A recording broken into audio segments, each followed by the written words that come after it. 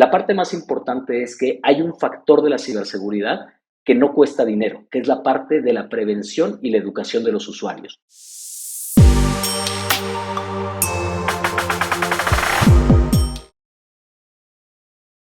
La primera es el ataque más común que existe, que es el ataque de ingeniería social con inteligencia artificial. Este ataque, básicamente es ese modelo sofisticado de ingeniería social, donde los ciberdelincuentes están utilizando ya la inteligencia artificial para recopilar, analizar grandes volúmenes de información y por tanto contactarme o contactar a personas de nuestra empresa aparentando ser un perfil original, ser un perfil que existe.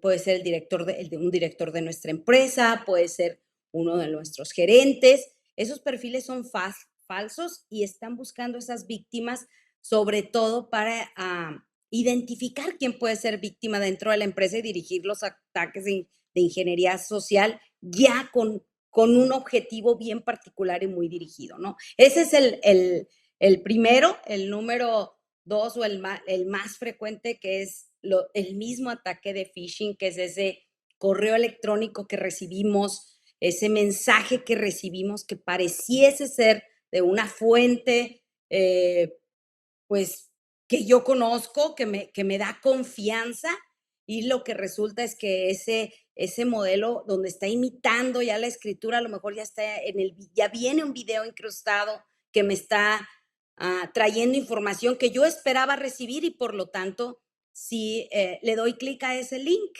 que me pareciese ser que es de una fuente, y cuando le doy clic al link, incluso toda la apariencia del sitio, del video, de la imagen, del mensaje, es el correcto, parece ser el correcto, ¿no? Y sigue siendo, si en la pandemia los ataques de phishing crecieron en más de un 600%, ahorita se está triplicando el éxito de este tipo de ataques ahora con la inteligencia artificial. Y los más famosos con los que empezamos, yo creo que empezó a vibrar y se han de recordar ustedes, en Hollywood, que incluso hubo huelgas de algunos de los autores por el posible plagio a la propiedad de la creatividad o de las patentes originales o autorías, pues es el deepfake, ¿no? Esos medios o esa manera en que aparece algo que parece ser real, me llega un video, me llega un mensaje de voz, me llega incluso ya una llamada de una persona que puede ser uno de mis familiares, de nuevo, algún directivo de la empresa, algún colega, mi cliente, y caigo y respondo al requerimiento que me está haciendo esa persona. Entonces, no me quiero ir más allá, más a los más detallados, pero estos tres son los más exitosos, y haciendo una combinación de ellos,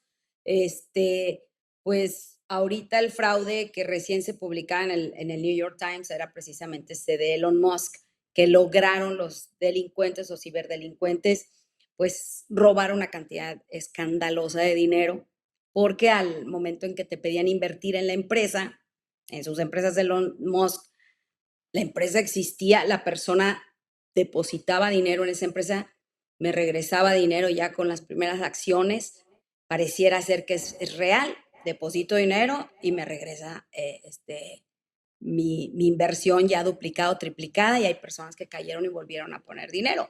Entonces, ese son el tipo digamos, este tipo de ataques ya muy sofisticados o de intrusión que está pasando en las empresas y que están siendo muy, muy exitosos. Y así como existe el chat GPT, pues están dos herramientas muy, muy populares en la parte de fraude, que es el Fraud GPT o el Worm GPT. Por ahí los pueden buscar en Google y tristemente, pues allí es muy fácil los podemos utilizar, que esa es también la otra amenaza, ¿no? Ya no necesito ser un gran tecnólogo para poderlas ejecutar. En esta era digital, ya los navegadores son una herramienta esencial para las operaciones de todas nuestras empresas, no importa la industria.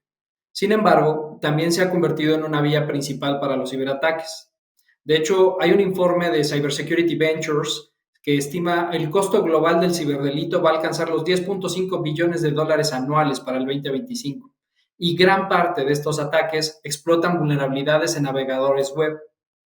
Para las organizaciones, esto pues, puede empezar a representar un riesgo crítico no solo para la seguridad de la información, sino también para la continuidad del negocio, la reputación corporativa y el valor que traemos y damos hacia los accionistas y hacia nuestros clientes.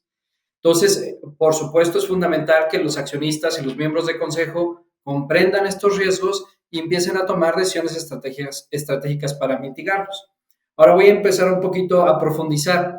El hackeo a través de los navegadores puede interrumpir pues, operaciones claras, ya lo dije. De hecho, según Gartner, 70% de las infracciones de seguridad se originan a partir de los famosos endpoints o los puntos finales, las computadoras de nuestros usuarios.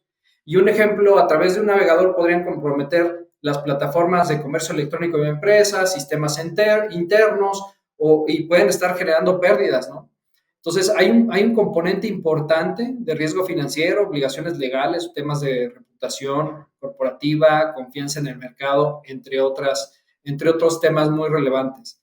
Y ahora bien, me pediste un ejemplo. Déjame primero profundizar un poco. No quiero dar un ejemplo puntual de una empresa, sino más bien un caso de uso. Un ataque de man in the middle o man in the browser en este caso, ¿no? Es un ataque de hombre en medio. Entonces, imaginemos que en una importante institución, vamos a decir financiera en México, con miles de clientes realizando transacciones en línea todos los días, es víctima de un ataque de man in the browser, ¿no? Este hombre en medio en el browser. Un empleado de esta institución, sin saberlo, pues está navegando y visita un sitio web que está comprometido y descarga un archivo que instala malware en su navegador o en su equipo de cómputo. Obviamente el empleado sin saberlo, ¿no?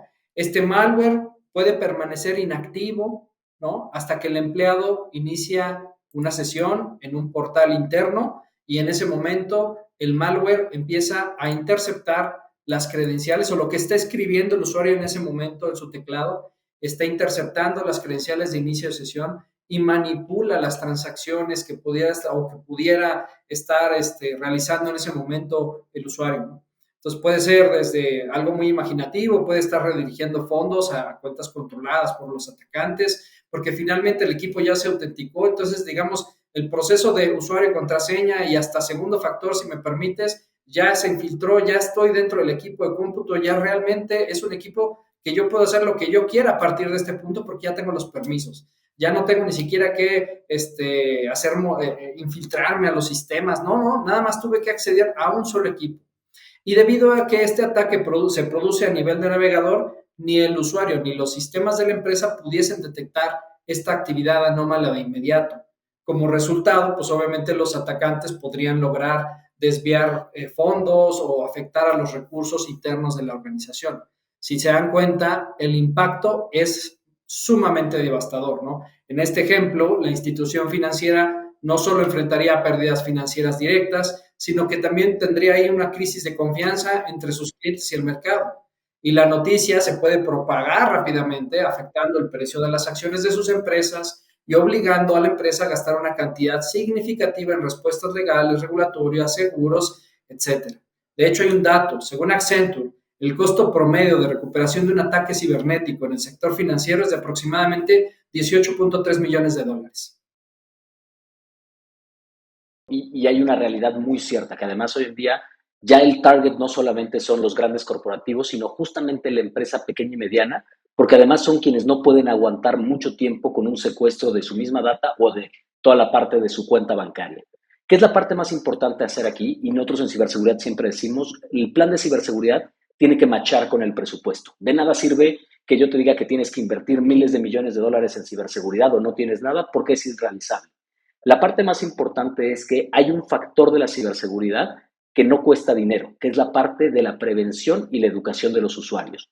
Es a veces la más difícil de obtener porque requiere un ejercicio constante de estar entrenando a los usuarios, capacitándolos y sobre todo de actualizarnos de las nuevas amenazas. Por ejemplo, hay una amenaza que se llama spoofing, en la cual yo puedo hacer pasar el número desde el que te estoy marcando desde un número real como si fuera Banamex realmente. Entonces, la parte más importante aquí es entender los procedimientos reales que utiliza el banco, es decir, tener muy bien establecido quién es la única persona de la empresa que puede contactar al banco, cuáles son los procedimientos exactos que el banco me pide para un depósito o un cambio de cuenta. Y en cuanto detectemos algo sospechoso, es ahí donde tenemos que activar nuestro sexto sentido y decir, esto no me suena y cortar la línea.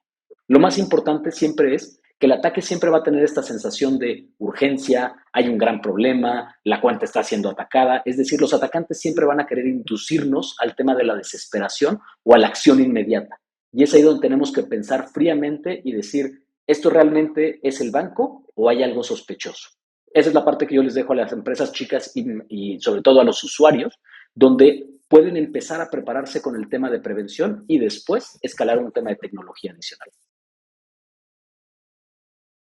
La recomendación inicial, tomando muy en cuenta lo que dicen Héctor y Betty justamente, es sí usar la tecnología. Hoy en día sabemos que el tema de la adopción de inteligencia artificial, por ejemplo, es una ventaja competitiva para las empresas y algo que típicamente a veces se cae en ciberseguridad es este miedo de mientras más tecnología uso o mientras más me modernizo, más me expongo. Y debe ser la teoría completamente contraria. La parte importante es cómo vamos a adoptar esta tecnología justamente de manera correcta.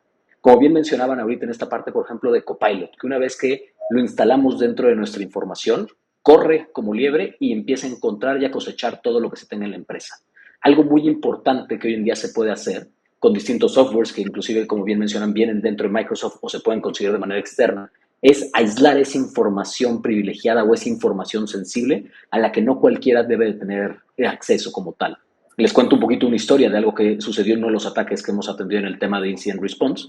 Fue donde un hacker se conectó directamente a los sistemas de una empresa por medio de robar las credenciales de un usuario y por medio de Copilot lo que averiguó fue cuánto ganaban los miembros de la parte directiva, ya que Copilot tenía el análisis de la parte de RH, el tema, por ejemplo, de bonos y compensaciones, y el hacker ya no tuvo que estar escalando distintas cuentas, sino que por una mala administración de la misma información, desde ahí mismo la pudo jalar. Algo que es muy importante al momento ahora de que tengamos la adopción de inteligencia artificial es justamente eso. Entender que toda innovación tecnológica va a contener un riesgo, pero no por ello vamos a tener que dejar de utilizarla. La parte importante es utilizarla con mucha conciencia.